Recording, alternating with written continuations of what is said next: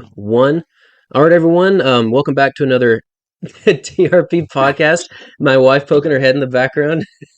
Today we have a special guest, your boy Matthew Boling. We've probably covered him more than anyone else on the channel. We just need to be straight up about that. Easily raked in, I'd say, close to 10 million views on the channel. So we owe you one in many different ways. But I mean, what can we say about him that already hasn't been said a million times? He's the sprinter jumper extraordinaire from the University of Georgia, currently ranked all-time top 10 in the indoor 200, multiple-time NCAA champion, holds almost every school record at UGA that you can think of, and this season alone, he became one of only 2 athletes ever, sub 10 in the 100, sub 20 in the 200, and to long jump over 8 meters. So, a lot of athletic capabilities. Matthew, thank you for talking with us today. Thanks for having me. Awesome, yeah. And first off, we were just talking about it. You actually go to my alma mater, University of Georgia. You're entering your, how is it, your 4th academic year, 5th athletic year because of COVID, obviously. Mhm. What's it like now, that you've been at the University of Georgia for 5 years? What's your Yeah. expectations or feelings going into your final NCAA season? Yeah, this is actually my 4th year being in Georgia. And yeah, it was real weird because of COVID. That freshman year, we got a couple indoor meets. I guess it was 3 or 4, and then indoor nationals just got cut off. So last year was my second full season going through the college ranks. But it's been great. It's been different for sure, an adjustment. Just competing in college, it's a lot longer seasons, but I've loved it, and I feel like I've grown a lot on the track and off the track, just being by myself at school and learning different ways of life, how to cook for myself, and just be independent. Sure, yeah. 4 years of college will definitely do that. And sorry, I think my audio was doing something weird just now. Can you hear me from right here? Yeah, I can hear you. Okay. Yeah, 4 years of college will definitely do that. And um, now that you're, what are you, 22 years old? Just turned 22. Yeah. Nice. Cooking for yourself is a very important skill, so congrats on that. Um, Thank you. Speaking of food, I couldn't help but go out and get what I thought I was going to get, the Matthew Boling special from Dunkin. So it was a limited time deal in Athens. This is Yeah. as close as I could get. They didn't have the salted caramel foam, which was ending, I believe, on April 3rd, but this is still delicious. Talk to me about the changing of athletes' abilities to actually be involved with companies and sort of what your partnership with Dunkin has been like. Yeah, I think it's been great. Every athlete being able to make connections with companies. Before, it was like if you even talk to an agent, I think it's like you could risk your eligibility. So being able to make those connections both with different agencies and different companies has been a really cool experience. Working with big companies like Dunkin, it's been something like you dream about as a kid, and then happening while you're still in college. It's really cool, and I think it's like almost I want to say like having training wheels on a bike, because NIL, it's for college. I still feel like it's got a little bit of kind of things on it that like the college compliance will say, oh, you can do this, but you can't do that. So you're not fully kind of on your own, but I feel like it's a great way to kind of get an introduction into partnering with great companies. Yeah, I mean, I remember when you were a freshman, it was you like you said, talk to an agency, you can almost kiss your Yeah. collegiate eligibility goodbye. And there's so many stories of athletes that were eliminated from the college ranks. So it really is great to see, and it's a big step forward. I'm wondering, are athletes able to profit from YouTube yet? Because I know there's been so many athletes that started channels that had the ability to make money. I don't know if that's still a thing. Yeah, I'm not sure. I don't have like a YouTube channel, so I haven't had experience with that. I think But you ought I to, feel man. You like, might explode in the first week. yeah, I've been thinking about it. Maybe since I have a little more time right now in the off season, that could be something to get into. And for my birthday, my dad actually got me a GoPro, so it's kind of cool seeing like I was on vacation taking pictures and videos with it. So it was a pretty cool thing. But Yeah, I'm not sure about that, but I mean, it makes sense as long as you're not like. I think the big rule is you can't like kind of still like you can't use your school's logos. So if you're making like a video, you gotta be blank or not like use like if you're on a facility on campus, you gotta not show logos. And then Hmm. I think it's still like you're not allowed to really like name, image, and likeness. You can't profit off, I guess, your sport. Like that's why the football players aren't being paid a salary and stuff like that. I don't know. It's confusing. There's like a lot of rules, and you see a lot of other colleges kind of bending the rules to get recruits, more so for football. But yeah, it's kind of, I feel like since it just came out last year, there's kind of gray areas that people try to play with. Yeah, I mean, at the end of the day, it's dumb, honestly, because the university is profiting millions and millions of dollars from the athletes. I mean, this goes back decades, but Yeah. I am excited about the future, and I think your partnership with Duncan shows that. So it's good to hear that there's positive vibes. And so, I don't know if you can share full details, but what are some of the benefits you get from the Duncan besides free pastries? I'm assuming. Yeah. Maybe. So it's like, yeah, it's like I signed a contract with them. I got a black card, which is basically a gift card, but with more money on it that they gave me. So I get free pastries and coffee from there. But yeah, I can't really share too many details about Yeah, I that. understand. Yeah, Cool. Well, cool. That's really interesting stuff off the track. But I mean, obviously, we're Total Running Productions. We got to jump on the track, and we're all for about sure. statistics here. And um, one of the unique things, we'll jump into running in a second, but I think people know you're a long jumper. Not as many Yeah. people know about your high jumping skills, and I think that's one of the most underrated skill sets you have. So back in 2017 at the Crusader Classic in Texas, you broke your high school record at 6 feet 7 inches. Is that the Mhm. highest you ever jumped, or were you ever able to crack that 7 foot barrier? That was the highest I ever jumped.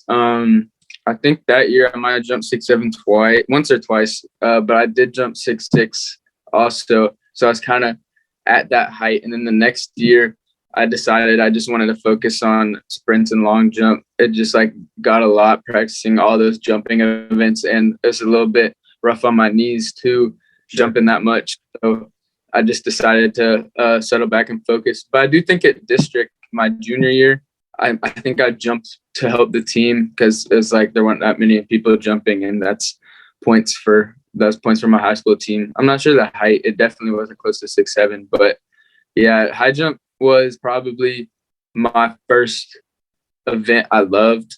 Um, I went to Junior Olympics for high jump in sixth grade, along with the long jump. So I really got almost not perfected, but I got my technique really good for high jump. I had a great coach back in Texas, and we worked on the high jump a lot. So it was always close to my heart. It was sad to have to stop jumping. Yeah, you hear about that a lot. There's a like the first love and track, and then I mean, you find your routine eventually, but you don't hear about too many people going from a pretty successful high school or a pretty successful high jumping career to the sprints. Um, you said it was difficult to make that transition. When exactly was that officially made? Was it when you already were in college, or was it when you were in high school? For high jump, the transition was made from sophomore to junior year. Just because I had too much on my plate, I had to adjust. It was just hard on my knees jumping that much. So that transition was made in between the summer of sophomore and junior year, and then I mainly focused on the 400 and long jump that year. Well, I'm sure it was a great career. Adios to the high jump, unless you do jump into the decathlon one day, which we do have a question about. We've tallied up a lot of your current PRs, and I would imagine if you were training for the decathlon, you're not going to be breaking 10 in the 100, but through the actual events that you run well, I mean it's well over 1,000 points for each event. Has there ever been the desire, maybe pick up a javelin, pick up a shot put, try a pole vault, and see what's possible when you're not super focused for sprinting during season? Yeah. I mean, I've picked up a javelin before and thrown it, and it went like 2 feet. So I think that kind of deterred me from the decathlon. But Gotcha. I think, yeah, those events that those 4 or 5 events was like the 100, 400, long jump and high jump. I think I could kill those, but Mhm. I'm not too confident in my pole vault and throwing abilities. Gotcha. Yeah. Oh man, I think decathletes are some of the most underappreciated athletes out there because you're Yeah. dynamic, you're strong, you're fast, and then you have to run a 1500 on the second day. So it's basically putting your body Yeah. through death for 48 hours, which mad respect. Um, Mm, but the University of Georgia that you selected and you said originally was, they wanted to have Olympians come out of the system. They wanted to win the NCAA championships. Probably a top three school for cranking out really good decathletes. Um, at the time when you first made your transition from high school to college, were you still looking to continue sprinting, jumping, and was that a contributing factor to choosing Georgia, as opposed to also being a really beautiful campus, which I might add? yeah. Yeah. Well, I was recruited my junior year, which was when I was a 400 long jump. I had the high jump the year before type of guy. And Coach Petros was the coach here, and he had a good history with decathletes. But in my recruiting process, none of the schools I talked to, including Georgia, um, had planned for me to do the decathlon. Um, and then that I think it just cemented I wasn't going to do the multi my senior year when I started running the 100 and 200 more and dialed back completely on high jump. Like I didn't high jump once my senior year. But yeah, the plan since junior year was to just come in and do the sprints. It changed from the 400 to the 1 and 2, but yeah, the plan always was to do sprints.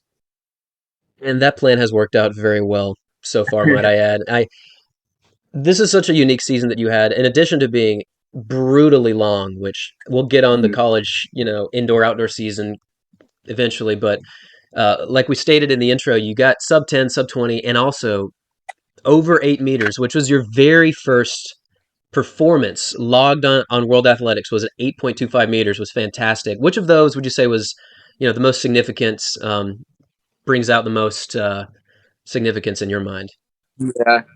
I think the sub 20 probably just because um with long jump, I mean seeing 825 on the board was really cool, especially since that's 27 feet. That I Hmm. yelled after that, like let's go. But um that was cool. But I jumped 8 meters before. So and also in the 100, I've had two windy sub tens, which obviously isn't the same as a wind legal, but I've seen that on the clock before. Hmm. I've never seen a 19 next to my name in the 200, and that's something that I've been wanting for the last 3 years. So seeing that on the board for me was definitely the like highlight of the year. And I mean, it was an amazing thing to see, and also into a headwind, negative point -9 according to Georgia Tech. And Mhm. we actually have a very unique story. There's some background lore of this 200. Um, we wanted to be at that race to get some live footage, perhaps, meet you at the time, do an interview, but we couldn't Yeah. be there. So we actually sent out a questionnaire on Instagram asking if anyone could get the footage. Of Mhm. all the people that were able to be there potentially, Will Sumner, your teammate moving into 2022 or 20, yeah, this season, Mhm. hit us up, was like, yeah, I'm here, I'll get the footage. Sent us the footage. We uploaded it, over 500,000 views. So Will Sumner's Yeah. got some editing skills. So I guess maybe he can be part of that documentation if that's something that you're looking into. But Yeah. interesting story, an amazing accomplishment, and I could I should have pulled up my conversation with him because I was like, did that really happen? Is this into a headwind? Anyways, Will Sumner is Yeah. is going to be an interesting guy to be a teammate with for sure. But Yeah, I'm um, excited for that. yeah, that's cool. And he was in the World Junior Championships this year and did really well, winning 2 golds. Back in 2019, when you were in the Pan Am Championships, you went 4 for 4, the 1, 2, 4x1, and 4x4, which the 4x4 is still the World Junior record in the 4x4 relay. Fantastic. Uh, what was the most significant thing that happened during those championships? Because it was really a sort of your introduction to the international scene, and you kind of Mhm. dominated in that event, that competition. Yeah, I think my favorite one was the 100 because that was first.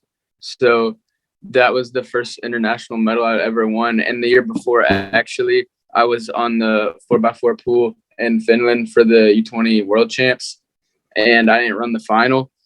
And that was kind of a disappointing moment for me, and when it made me want to really work hard and keep training hard for the upcoming year. So seeing like my other teammates with the American flag behind them, Mm.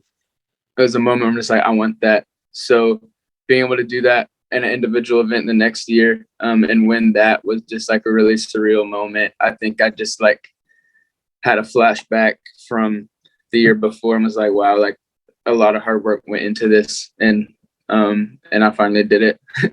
Sometimes that's really important, sort of getting to that stage and not quite fulfilling what you were hoping, and it leaves you wanting Mhm. more. There's like that delayed gratification. In addition to that Finland relay experience that you had where you saw your teammates holding the flag, but you weren't able to do it, have there been any other experiences where you got a taste of what was to come in the future that you can remember? Yeah, high school. My first, not my first year, I was on the freshman team, but my sophomore and junior year, yeah, my sophomore year, I got fourth twice in the long jump and the 400.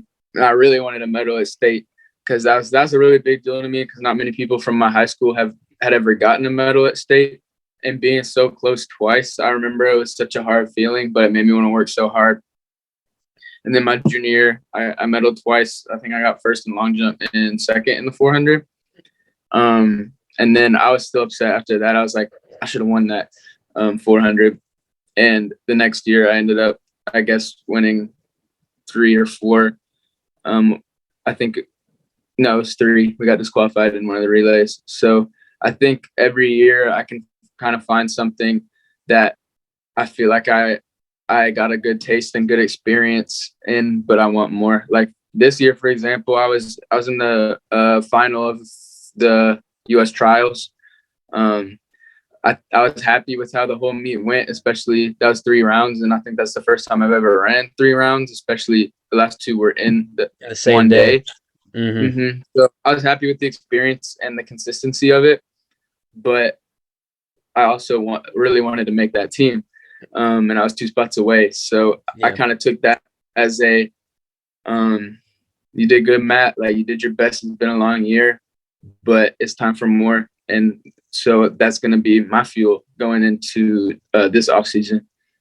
Patience is a virtue, as they say. And I was going to mention Yep. that. You stole the words right out of my mouth. I think that is a huge step because it's not even an argument, but it's a fact to say that the United States, well, maybe Jamaica some years, is the hardest sprinting team to make into the finals. Mm-hmm.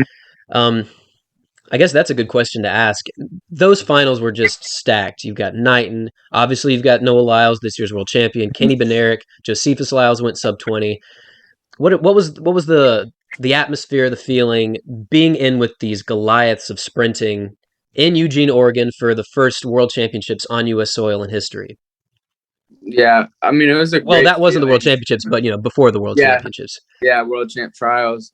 Um, yeah. Like you said, the U.S. is so deep. And they swept the 2 and the 1 on the men's side. So kind of being in that final, it was really cool for me. Especially I saw it as preparation for like that quality for the 200 was a world championship event quality meet. Like you got Noah and Arion running 19.6, and then Kenny and Josephus went. I think I know Josephus went 19.9 and Kenny went 19.7 or 19.8. And Fred Curley But was being there in, too, actually. Yeah, oh yeah, Fred was there I too. forgot. Yeah, I think Fred got third, right? I think he got third, and by default, since he was already since Kenny, like I need to look that up. I think he Noah, got either third or bye. fourth. Yeah, he had the bye. Yeah, That's right. Yeah, yeah. Because yeah, Noah Lyles had the bye. Yeah, yeah. but he still ran. So being in that final and having multiple people under 20 was kind of just a moment for me where I want to go out and perform my best and stay consistent. And that's what I was looking for, consistency in the numbers, so I can work on my race plan, running against people who are also running really fast times. Sorry. Yeah, yeah. I have my family appreciating the fact that it's Friday outside. Um, Yeah. in fact, as a memoir to UGA, I have one quick surprise to show you what can be the result of the magic of Athens. Give me 1 second. So this is Jolie, Uh, who's supporting his hey. UGA father, and he Mhm. uh, he says hi. He doesn't like to be I on camera.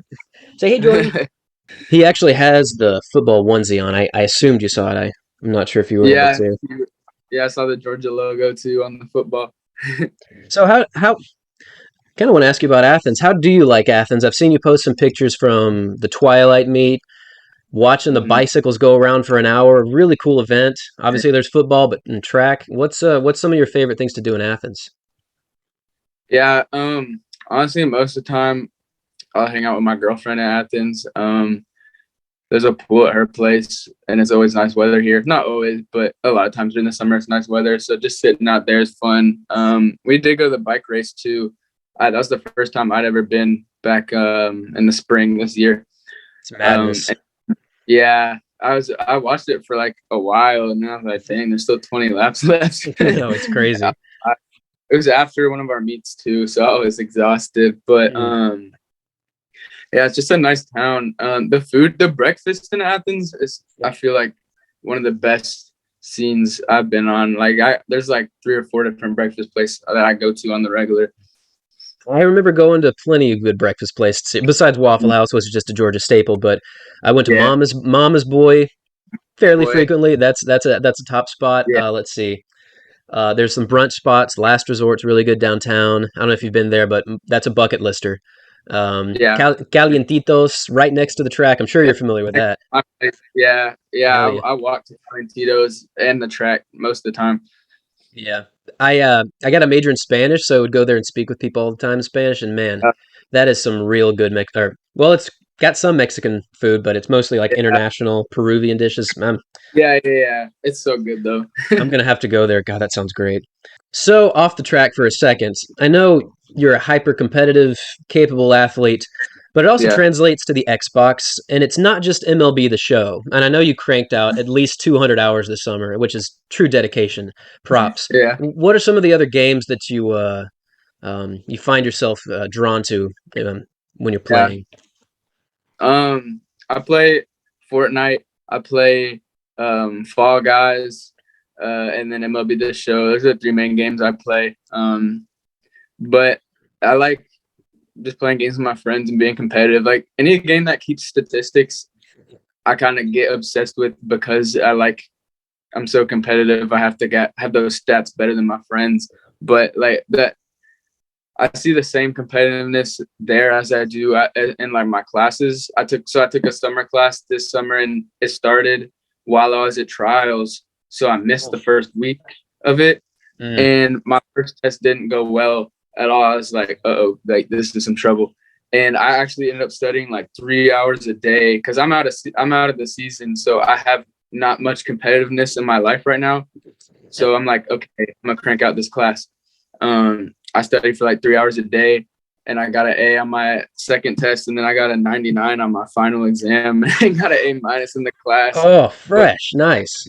yeah, I know. I was so proud of myself. I'm like, wow, I'm way too competitive. Like, I don't like everyone literally did this class like 3 hours a day.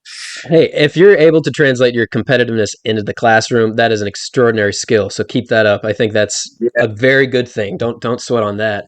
And yeah, my parents are proud. oh yeah, great stuff. Um, Mhm. and speaking of Fortnite, I know you and Elijah threw down a sweet paid advertisement, which when I Yeah, first saw that, I was like, wait, Fortnite, this is actually happening, which I thought was hilarious. Walk me through the yeah, actual filming of that. It looked so fun between you and Elijah. yeah. Elijah is he likes making his own video edits. Like he'll sometimes do it with track videos. And so I'm like, all right, Elijah, you're in charge of the video editing.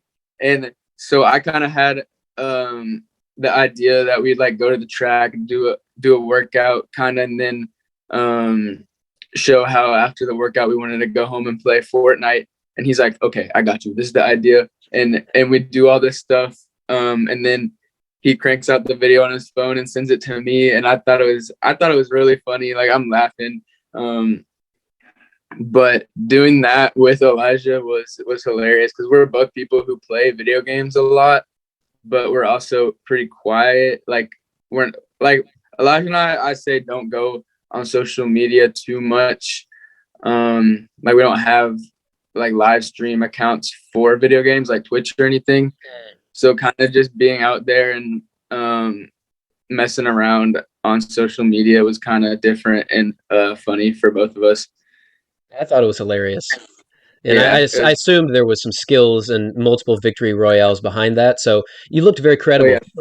I'm sure you yeah, got some extra stream or yeah, people signing up through you. And my 8 and 10 year yeah, olds would be fascinated to know I'm talking to someone who is sponsored by Fortnite because I mean, of course they play. No, they're super into it. yeah. So Yeah, it's a fun game. It's that game also keeps like victory royale stats. So hmm I've been trying to get more than all my friends.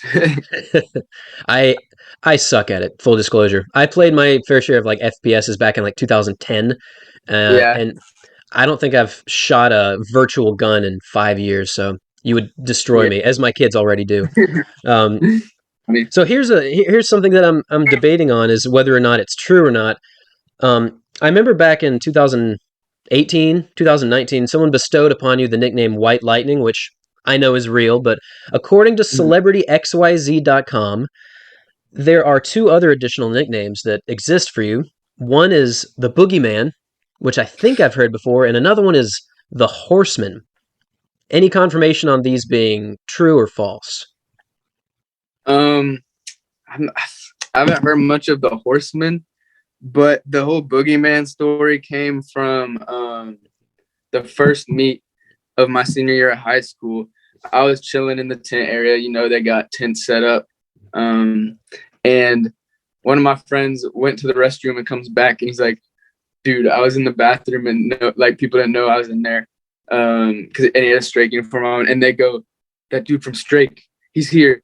Like he's the boogeyman or something like that. And we thought it was so funny. And so for like majority of that season, people were just like joking around on my team saying, "Oh, the boogeyman" and stuff, just because of that one instance. And I thought it was pretty funny, but that's where that came from. I don't know how it made it on the internet, but They had some of the most random information on this website, Celebrity XYZ. You might want to check it out because it's got a list of like your friends. It has a list of like your favorite foods. I'm like, where do these guys get this stuff? So maybe there's yeah, some credibility. Maybe one of your friends hacked the account. I don't know.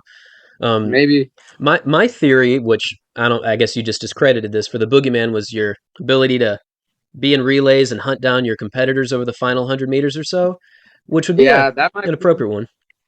that might be like where it came from. Like someone might have been like seen, I guess, one of my first 4x1s and been like, "Oh, he just made up that gap." So that might have been how it started, but the whole thing just came from one of my friends telling me what he heard and it just being a big like joke for us. Just like, that's funny that someone said that and had no idea you were in the area. That is a good story, and it's amazing they got this. I'll have to send you a link to the website. It's interesting. Um, so, as someone that has mastered the rundown, um, I'm sure you can appreciate the optics of how impressive it really does look, and I think the highlight of, I mean, this might be one of the greatest history rundowns in history. Was your senior year state meet 4x4 when you dropped a, I've calculated the relay splits anywhere from 44.7 to 44.9. I'm still convinced it was under 45, which was incredible.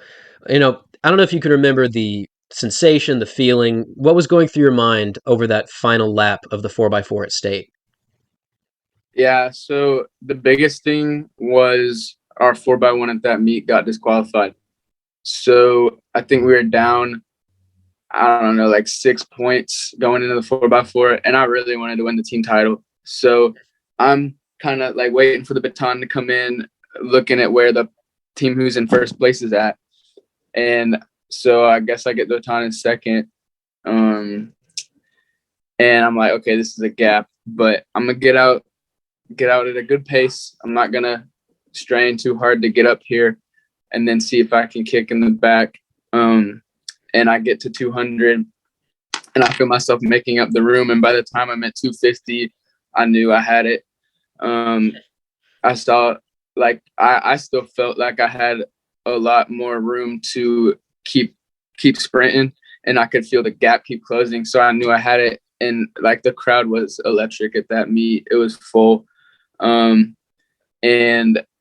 as soon as I passed the line, I turn around and I'm looking for the other team who got second, see where they're at. And I'm looking for them, and I look at the scoreboard, and I see them pop up. I think they ended up winning by like 2 points. And I'm like, I feel so like sad for a second, just like, oh, we're so close. Yeah. And then I hear the announcer say something about it being my last race of high school, and it was a 44 split. And then one of my teammates comes over and gives me a hug, and it's just like, good job, man. Like, and at that moment, I kind of felt like from going from a low to like a high, like I'm out here with my teammates. Like, this is my last race. This is the last time I'm gonna be on the track with you guys. And I remember hugging one of my teammates, and I think that moment for me was just like one of the most emotional moments in track for that I've been in. Yeah, there was a lot going on, and I wasn't aware that you guys had lost by 2 points. I think most people were fixated on the amazing split, but that's really cool that there's a theory that adrenaline makes you run faster, and I'm sure you were feeling it at that meet, but it sounds like you went from extreme determination, possible adrenaline rush, sadness of finishing second to relief. Almost sounds like you went through the 5 stages of grief in a way in Yeah. like under a Oh, minute, which real is quick. yeah, that's a cool story though. It's a unique look behind the scenes, so I appreciate you sharing that. Um, Yeah. so I know you're a marketing major. Is it a marketing major or is that just some of your interests? I'm a marketing major. Yeah. Awesome. So I am fascinated by marketing, and we're trying to market the sport. And as someone who's currently in the academic field of marketing, I feel like you've got a unique perspective on how track works. Um, the current state of track, it seems like it's fluctuating year round every year. There's so many ups and downs. From your expert marketing perspective, what are some of the positives? What are some of the negatives? What should be done in the Mm-hmm. sport of athletics right now? Yeah. I think like there's definitely a lot of positives. I think your channel actually does a great job of making videos that I feel like you narrate the videos very well, and the coverage that you use is like, it seems like I don't know, like you get it very high quality. So I'll watch a video that you posted. For instance, I saw the one you made after our home meet, and I was like, how did you get that good at coverage? Like, I didn't even see nobody videoing it. And so I think it makes it easier for people who aren't like as in tune to track as like someone like me who actually does the sport to watch it and really appreciate it. Like my parents will watch the videos, like people who like my friends will watch them. So I think having like media outlets who can make those videos that entertain people who may not do elite level track is good. I think though that like actual meet coverage needs to be better. I think I watched the Monaco Diamond League a couple of days ago, and I think it was like a 2 or 3 hour meet, and it was on. I actually watched it on the Peacock TV streaming service. But like, if you get a meet like that that's 2 or 3 hours, like put it on ESPN or something, like, something Yeah. on the TV that can be played at a sports bar or somewhere where there's a lot, like a restaurant or something. So I know I was at a restaurant the other day and I saw a replay of World Champs, and I was super excited to see it on the TV. But I think that track being able to be on live TV more than just on like applications or streaming service, because although like I still watch them and I think that's great, like there's a large majority of people who don't even have any streaming services. So like you still got to have it on TV, and there's a large majority of people who only even watch sports while they're at a sports bar type of scene. Um, I also think I know DraftKings, I think it was, did something with a sports betting for the Commonwealth Games, and I think maybe World Champs as well. I think that's a very interesting concept. The NCAA probably wouldn't be happy to hear that, but I do think it is an interesting concept. Um, I mean, there's people like that love sports gambling. Like I know some people back home that would be like, oh, there's a minor league game on today. I need to bet on this. And I'm like, I've never done that myself, but Never. I'm like, dude, Of like course not. you're literally watching a minor league game right now, like betting on it, like so entertained in it. So why not do that with track? Like I'm like, if people had investment, their own investment in the sport, like for me, that's why like I'm not too into NFL football, except for the fact that fantasy football is very fun. Like just Yeah. to beat your friends in a game, like that's my investment in the sport. So if you can get like the common person who may not be as into track and field invested in the sport, then that, in my opinion, that will make the viewership of the sport skyrocket. So I think those two things. But I think right now, like media, like YouTube on track is the best thing because so like people don't have access to watching the sport on TV. A lot of people will go back and watch reruns. Like I'm sure after the Georgia Tech meet when I ran 20 under 20 seconds, like not that many people would have known that happened if it wasn't for y'all posting it because it wasn't on TV and people aren't just gonna randomly look up the Georgia Tech invite results on Yeah. online. Shout out to Will Sumner. Yeah. Yeah, there was But no live stream of that at the time, and a lot of times, you said accessibility is just difficult for so many people for so many different reasons. And yeah, I mean, we've spent a lot of time looking in any way on any website through any country. We'll use our VPN services to find any meet if possible, and sometimes it's just impossible. So that's when you have people like Sumner who so happen to be on site. And I mean, YouTube is a brilliant thing to be able to bring meets like that to the masses.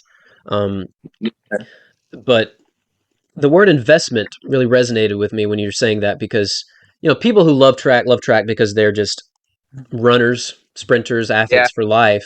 But I mean, NFL is popular because not just because of the optics of the sport. There's very athletic athletes, but you've got the NFL draft, you've got the NFL yeah, fantasy football, and it's a very popular thing. So I think we might have to do a brainstorming session at some point on the investment because yeah. that's a good look at Like it.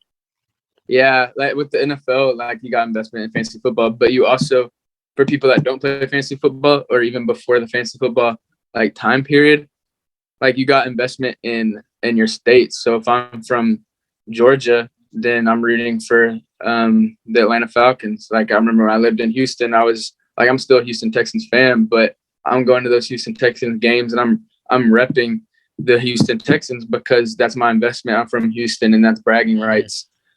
So track's got to get some sort of investment from the common population of fans in order, I think, to get people really invested in watching it. Because right now, like my family will watch track because their investment is me. So Yeah.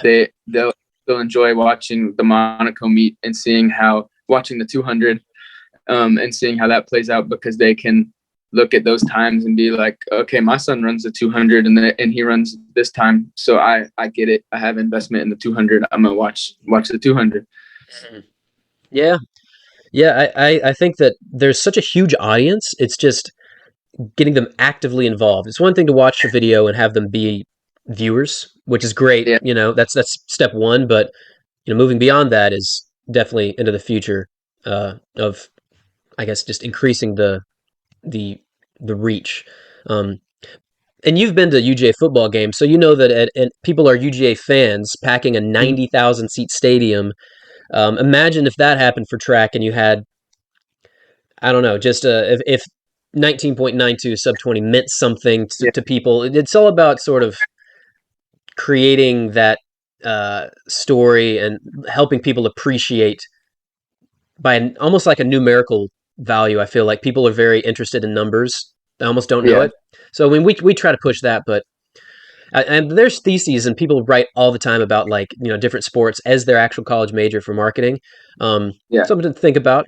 Something to think about. Mm, Um, but so you mentioned you're still a Houston Texans fan, and I mean, shout out Houston, shout out Texas. I yeah. know that, like we mentioned earlier, this season you became one of two athletes ever to go sub 10, sub 20, over 8. And the other Mhm. athlete is none other than the Olympic living legend Carl Lewis, who coaches at Houston.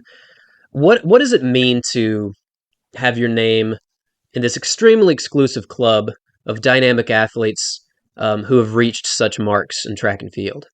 Yeah. It's really cool for me. I know Carl Lewis obviously um, has gone. He's in that club. He's the first one to be in that club, but he's long jumped 28 feet and ran under 19.9 and 9.9. So and has multiple Olympic champion medals. So I feel like the two don't compare as much, just because like for me, I use it as a okay, Matthew, like you're considered in this elite category, but don't let that get to your head.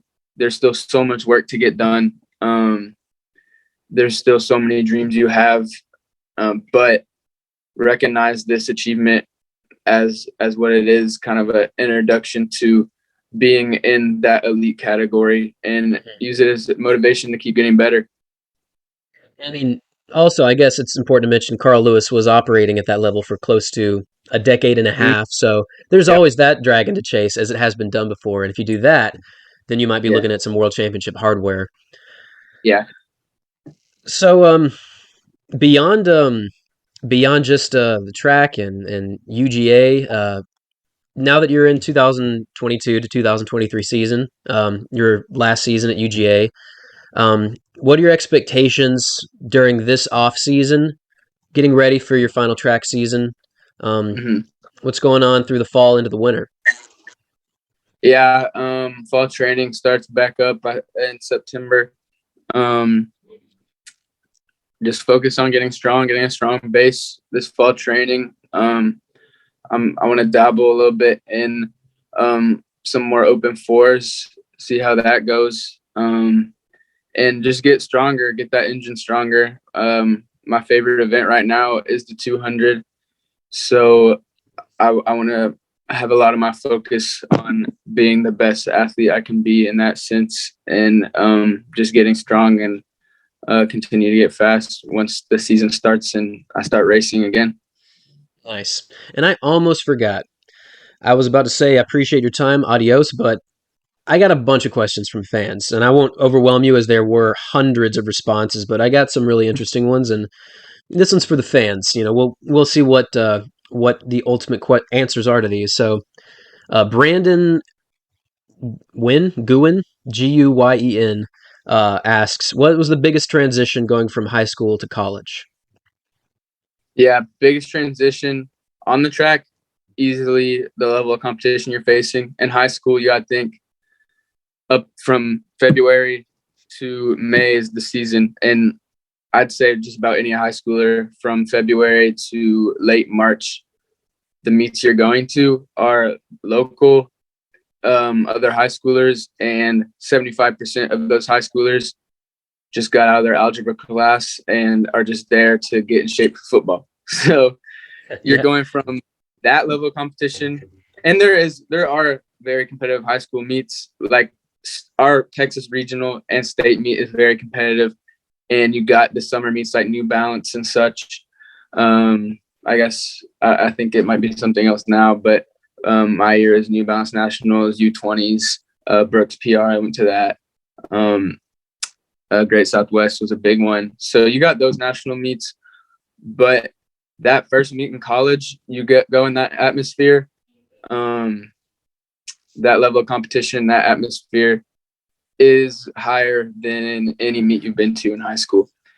So you got to transition and kind of just keep your own confidence and stay confident and run your own race more so than in high school. Because I feel like almost every D1 track athlete in high school can kind of go through the first couple months of high school and just coast and not worry about it, and you get your confidence up. But in college, you gotta stay ready.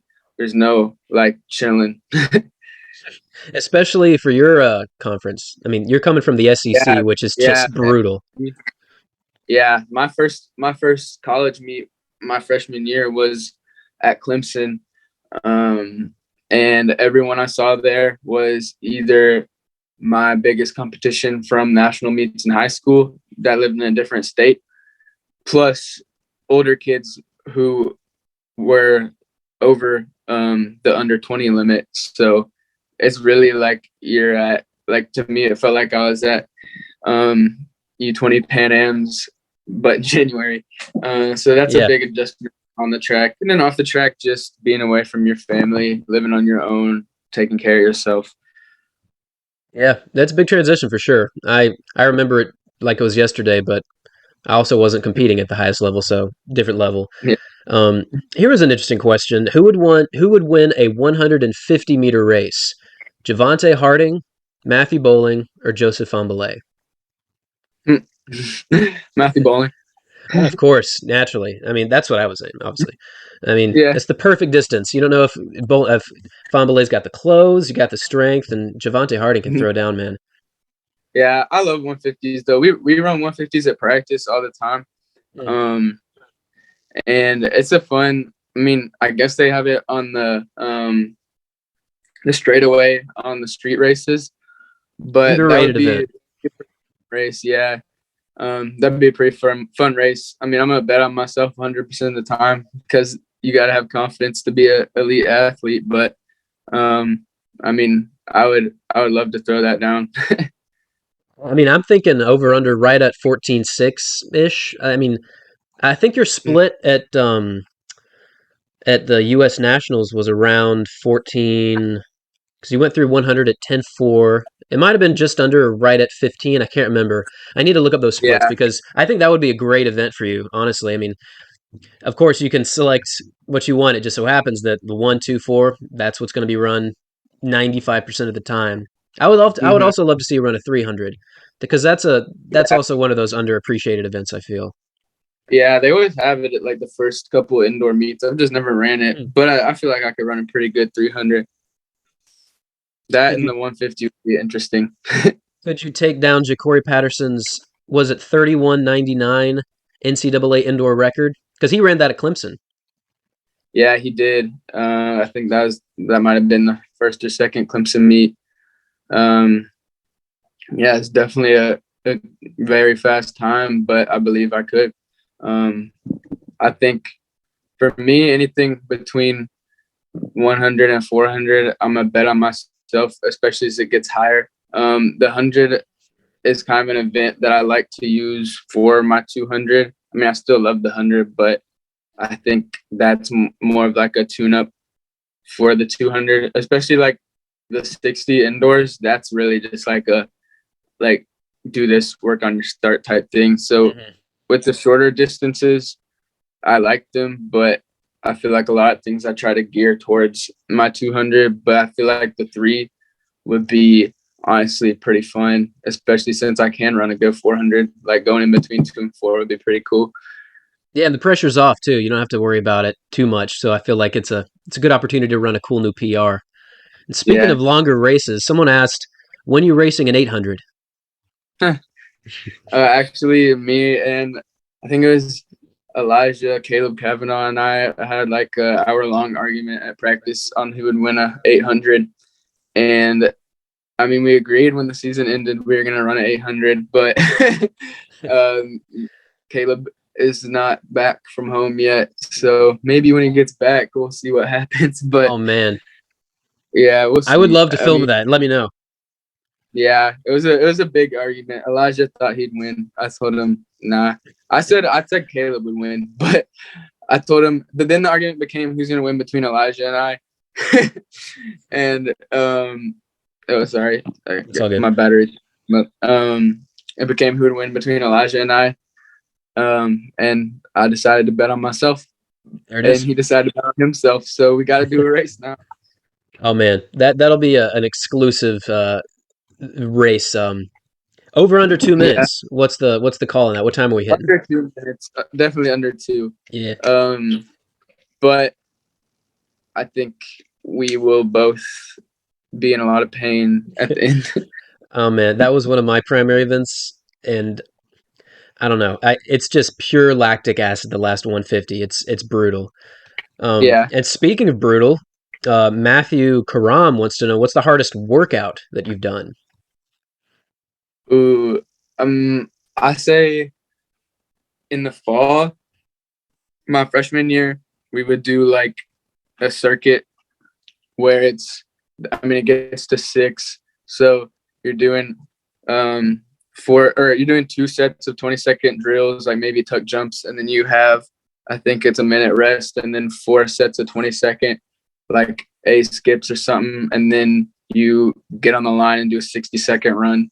And we're finishing at 4:05, and then you have a couple minutes rest, and then you do that 6 times. So that was a tough one. Last year, a tough one was hills. We would wake up at like 5:30 in the morning and run up I think it was an 80-meter hill, like 16 times by the end. Jeez. Um, and then I think the hardest like on track sprint workout I've ever done was like, this was 2 or 3 years ago. It was like 250, 150, 250, 150, 150, 150, 150. Oh god. You didn't I stop. know. Yeah, and like I wasn't listening when the workout started, so I didn't hear. We had 3 150s at the end. So after the 250, 150, 2 sets, I was like, oh, I was laying on the ground. I was like, finally finished. And then coach was like, get up, 3 150s. And I was like, Oh. nah, kidding. And he wasn't. Oh my goodness. That was I'm assuming that's a perfect opportunity to walk over to Calientitos and just eat a pound and a half of lomo saltado. That's oh my god, that Yeah, sounds brutal. it was. Got a few more questions. Besides the classic Matthew Boling, uh, what was it called, by the way? The Matthew Boling specialty at Dunkin' Donuts. Was there an actual name for it? Because I saw on your No, picture there was like "Get Matthew yeah, Boling's signature drink." yeah. It was the caramel cold brew with the cold foam, but it was just Matthew Bowling's order. Mm. They were wondering what's your go-to Dunkin' order outside of. By the way, this is delicious. I mean, I'm already drinking like half Yeah. of it, so I'm caffeinated for sure over here. But was there a go-to order, or were you just whatever you're feeling on the day? I would usually order, besides the drink, I'd get a hummus toast, avocado toast, and a small thing of glazed munchkins. I saw the picture. It was on Dunkin's. I think it was on Dunkin' Donuts website. You had avocado toast. I was gonna take Mm-hmm. a leap of faith and ask if that was your go-to, and it turns out to be the case. Well, that sounds Yep. fantastic. Here's piece of Blake wants to know, when did you first know you wanted to take track seriously? Was it high school, childhood? We'll let him answer that. Um, I think sixth grade. That was the first year I started, and it was really just the first sport I was actually good at. Like growing up, everyone plays baseball, and I wasn't the best. My brother was really good at it, and I was kind of just the tag along. Like we always were on the same team, but like I remember I heard a story. One of my good friends in the little league setup's dad was the head coaches of one of the team, and he said that when they're doing the draft, we went in. I think it's like the second round, but we were always a package deal. So when Michael got drafted, that's my brother. When he got drafted, I would have to go with them, but they would also lose their third pick. So they would always just draft us high up and then be like, dang, but we got to take Matthew too. So to be honest, I wasn't the greatest at baseball. I think just like my hand-eye coordination came in a little later. But yeah, sixth grade, that track I started, and I was better than my brother at it, and I rolled with that. Yeah, that's a good origin story. I mean, competing against your brother is the ultimate force to push you into the next level. So I can Yeah. I can understand that. Um, Oh, I had such a good one. Oh, here it is. Who would win in a 60-meter dash? Matthew Boling right now or Adrian Peterson in his prime? Ooh, um, I'm sorry to keep like asking you third person whatever. These are just the questions from our poll yesterday. yeah. I think. I mean, anything on a track, I'm gonna say myself. Oh shoot, sorry, I have like a That's bad that just went out. that's fine. Yeah. But anything on a track, I'm gonna say myself. But I've actually been asked questions. Oh, you said 60 or 40?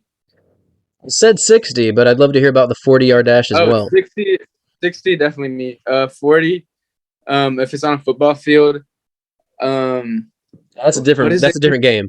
Yeah, that's a different game. I'll never go on someone else's domain and be like, I'm gonna beat you on it because I'm not that cocky. But if it's on a track, I feel like I put in enough work to the point where I always feel confident saying myself, especially if it's a race. Like if you ever go into a race doubting yourself, you just lost. Yeah, that's the mentality you have to have. Yeah. And I know you were recently on what was his name? The really unique interview that you sat down with one of the I Uh, think is a high jumper. Yeah, yeah, yeah. And yeah. y'all got talking about the goats of the sport, and I mean, your go-to is Usain Bolt, and by the way, you're correct. That's actually a fact. Um, Thank you. he was it was funny because he is right in mentioning Allison Felix. She's amazing, but the reality was that Bolt was unbeatable, untouchable in the biggest races for 3 straight Olympic cycles, and the dominance was untouchable. And as far as World Athletics scoring system goes, it's like number one across the board. Um, Yeah. in addition to him, you're obviously a fan. How could you not be? Who were some of the athletes that inspired you to the athlete you are today? Yeah, this is actually a good question because for me, I've actually had a lot of great athletes who've been mentors to me. I know Wallace I say, Spearman's a big one. yeah, yeah, since my senior year, or I guess junior year was my first team I made, but we became pretty close since my senior year of high school. He's been a big mentor to me. And on the circuit, I'm also a good friends with a lot of those guys, and they'll give me advice. They'll like hype me up after a good race. But yeah, I think I've been talking to Wallace since my senior year of high school, and he's been there for me. So that's been cool. And speaking of Spearman, of one more unique fact. So you're top 10 all time, tied sixth all time, I believe, in the indoor 200 at 20.19. Amazing race, NCAA champion. Spearman's indoor PR is 20.10. Is there Yeah, bragging rights to this, or is this a certain goal you have in mind eventually, or what's going on with that? yeah, that's actually funny because um, we've actually made jokes about how he has that. What Elijah Hall broke the American record, but it was the American record. But we actually make jokes about it. He'll be like, "You got to beat my record first." And when I ran 2020, whatever it was this year, I guess it was the Arkansas Razorback meet record. And as a joke, I texted him, I'm like, hey, I just beat your meet record. And he's like, LOL, meet record. So Yeah, yeah, they're right. you still got the 10th to go of the all time list, but it's Yeah, solid. Yeah, that's super yeah, funny. yeah, um he gives me bragging rights for that one. But um yeah, once I beat his 2010, I'm gonna text him or call him, and I'm gonna brag to him for a while. Set it in stone. Um, Yeah, and speaking of Arkansas, he was an Arkansas Razorback, an amazing athlete in college and a pro career as a world championship medalist. Um, in Arkansas, is there really the magic when it comes to the indoor track? Because you see the banks, you see the severe hills, you see basically running. I don't even know what to call it. It does not seem like your normal track, but is that the place to go for indoor personal records? yes, in my opinion. I mean, I haven't PR'd on their 60 straight. Um, but I don't really care about the 60 too much, to be honest. I mean, I do it, but that's mainly for the team for points. But the 200, I think I PR'd almost or had a season best every time I've been there. So I don't know. I love running on that track on that oval and Mhm. indoor. I feel like more than any other like outdoor or anything, the track matters so much because you have tracks with low banks that are just like not even safe to run on. Yeah. Um, and then there's a lot of great indoor tracks in the NCAA circuit, like Arkansas, that I love running on. And if you're looking to run fast on an indoor event, I believe it's Lièvre, France. That's where both the indoor world records are for the men and women, where Frankie Fredericks broke 20 and Merlin Ottey broke 22. So Yeah, I don't know if it's really even a regular thing anymore, but get over there. I feel like you could go under 20 seconds possibly. yeah, I've heard that track is really nice for indoor. It's pretty far though, but Yeah, I don't know um, if you're going to take a casual trip to France for your college season anytime soon. yeah, but yeah, that Arkansas oval is very nice, very well done. Magical. Well, I mean, best of luck transitioning back to the final fall semester. Uh, Thanks for joining us today. I appreciate your time and best of luck training. And we're trying to make it over to Athens. Yeah. We were just. I mean, I live in Lawrenceville. It's literally like 45 minutes away. But Mhm. we were officially getting ready to do on-site filming, documentary, behind the scenes, real stuff, and then COVID hit, and we Yeah. lost all that momentum at the time.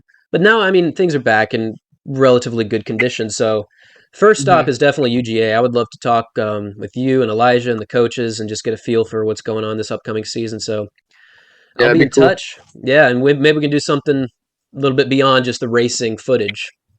Who knows? Yeah, Cool. sounds All good. right. Well, have a good rest of your. Well, I guess the summer's coming to a close, unfortunately, but have a good semester. Yeah, take care. Thanks for stopping by.